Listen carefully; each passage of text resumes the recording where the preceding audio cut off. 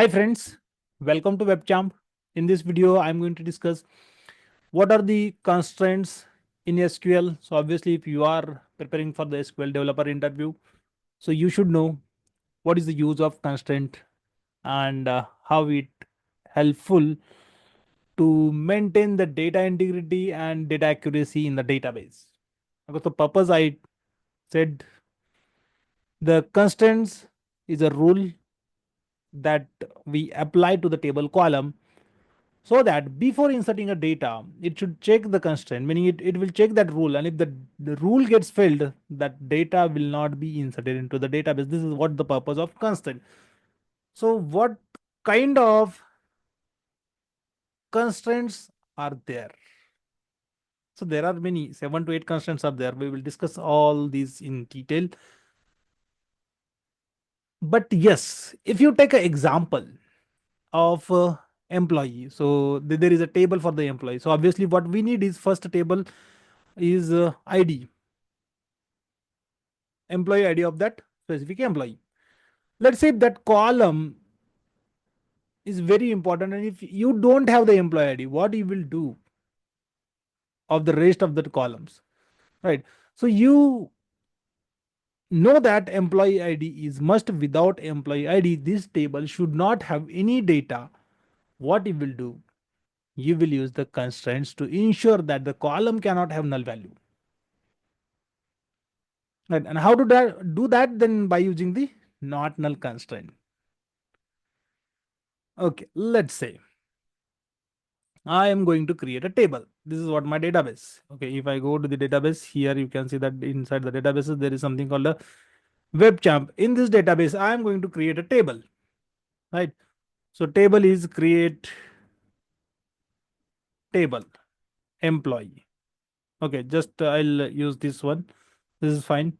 And here I am going to specify the columns. First column will be ID, that is of type integer.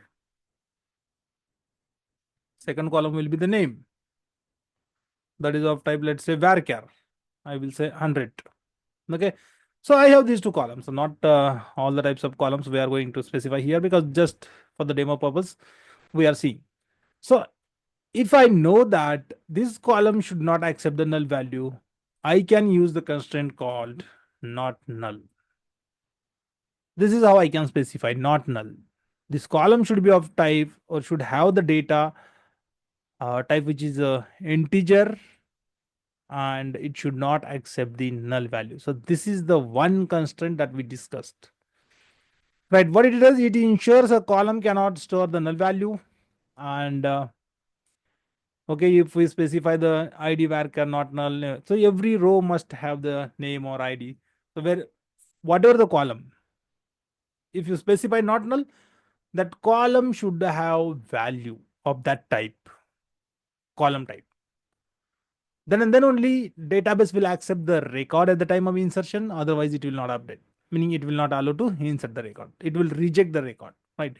So rule is going to do this kind of job for you. Another constraint is unique. Okay, so you know that if the employee is a table, and every employee record should have the unique ID, should have the unique ID, right? In that case, why you don't define the constraint, or you don't define the rule to accept the unique value using the unique constraint, right? So you can specify the integer unique. If you want to keep the not null, you can not, you can skip the not null. So both the constraints will be applied on that column. So meaning, in error, if someone try to insert the same ID for the another employee detail, database will not accept that, right? So this is how unique constraint works. So if you say it ensures all the values in a column are distinct except nulls. Not null we already trimmed out by using not null. But if you don't keep that, so it will check for all the value, but it will not check null. So not null is necessary for the employee ID column. because if you apply only unique, that column can have multiple null values, right? Then there is something called primary key.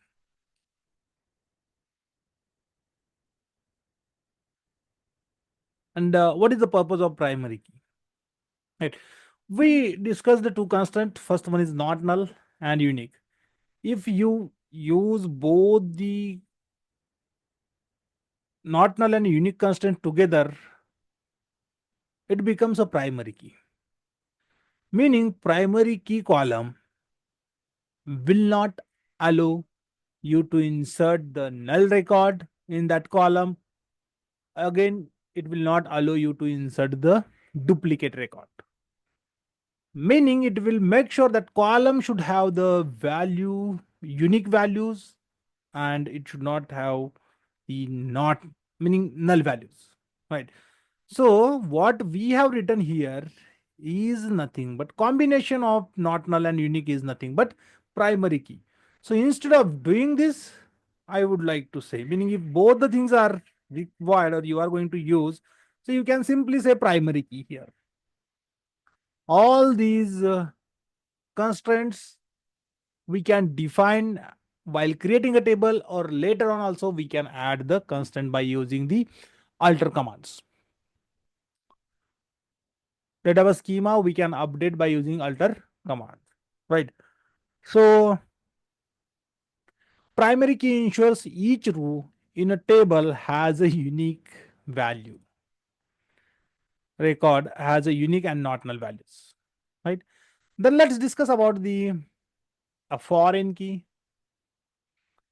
So foreign key is used to establish a relationship between two tables. That is nothing but referential integrity by linking the tables. This both the terms are same, words are different, the meaning of these words are same. Okay. So what it does, foreign key ensures the value in the column exists in another table. Okay. Meaning foreign key column always try to check whatever the value you are inserting into the foreign key column, that must be available in the primary key column. If it is not available, foreign key column will not accept that record, right? So again, let's come and take the another example. First we have employee details here, right? Then we can say, or we can create another table, create a table, create table. Okay, let me finish this, that's why maybe. And the table name is salary. Okay, so this is the table I'm going to create. Here we can maintain the records of employees based on the ID that is of type integer. And here, so this is your master table. Let's say this is your master table, the employees which are hired into your company. So to whom you will pay the salary? Obviously the employee which is hired, right? So in that case, this table should have the list of employee which are existing this table only, right? To make sure that we can use the foreign key. Okay, so here I can say employee ID, then foreign key, and then I will say foreign key. Okay, what is the foreign key? Foreign key is this one, the ID, and then it is going to references the employee dot ID column. Okay, so the syntax here is not like this. Okay, so if you want to use the proper syntax, you can say employee, then let me say salary again in the form of integer, and then here I will say foreign key is id. Foreign key column is id, which is going to refer the employee table's primary key. Right, so this is how it works. Here we can say employee, and the syntax could be like this, right? So employee tables id column is a reference for this column's id. Okay, so this is how you can define the foreign key. So this will make sure, this key will always make sure that whatever the employee id you are inserting into this table for the salary purpose, that employee id should be exist in this table. If it is not, it will throw the error. It will not accept the record. That's why we can say that foreign key maintains a referential integrity by linking the table, ensures the value exists in the referenced table.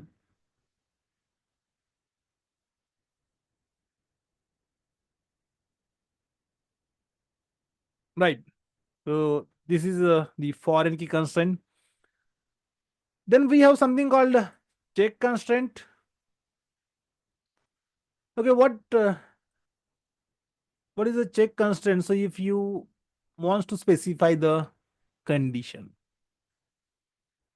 to check whether the employee is 18 years old or not. So what you can do is you can add the another column here for the age, right? And then age again in the form of or in the type of integer, I will say age. And you are supposed to check the age of employee. So check age is greater than or is equal to 18. So this is my check constraint. What it does, it will go and check the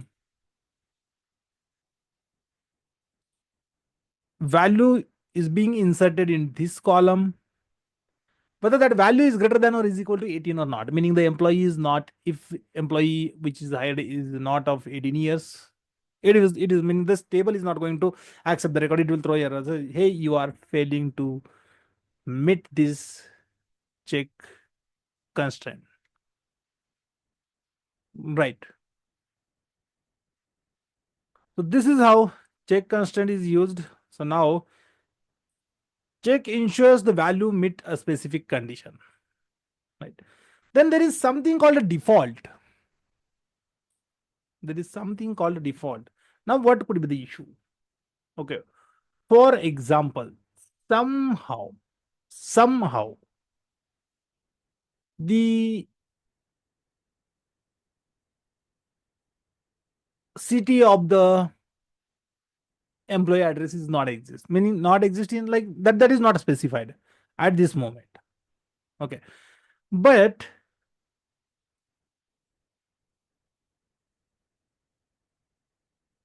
you may want to enter the value. You don't want to keep this blank. In that case, what you have to do is, if the city details are not provided by the employee, you are supposed to use the company city as the employee city.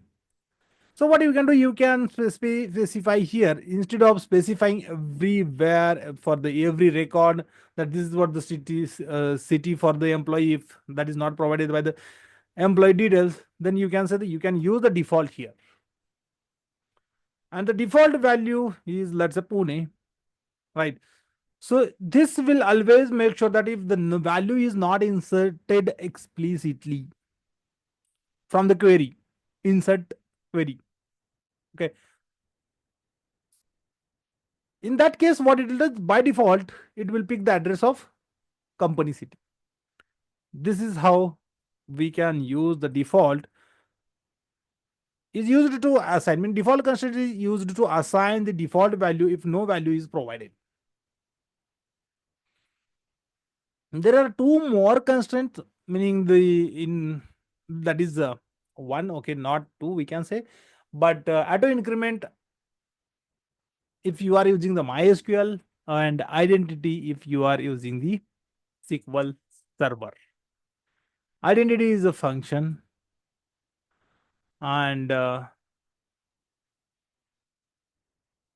increment is again it's not a function, but you can specify the auto increment, and that column will get column values will be automatically inserted from the query itself while inserting the new record. So if you specify any column as a auto increment, so if I say auto increment, I'm just specifying, but this is used in MySQL, not in SQL Server. This is what the query or the SQL file I am using, that is for the SQL Server. So in case of MySQL, you can use auto increment. It will make sure to in when you add the value when the new record is inserted.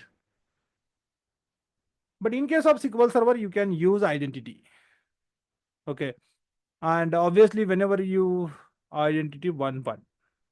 Okay, so starting value is 1 and the steps are 1, meaning it should increase the value by 1 for the each record. So you do not need to insert the value for this column if it is auto increment column. And if you are obviously using the auto increment, so make sure that that column is a primary key column. So identity function or auto increment in MySQL automatically generates the unique value for a column. This is about the constraints in SQL. I hope you understood meaning of each constraint, when it is used, how to define. So I hope you like the content of this video. Thank you so much for watching the video. Have a nice day. Happy learning.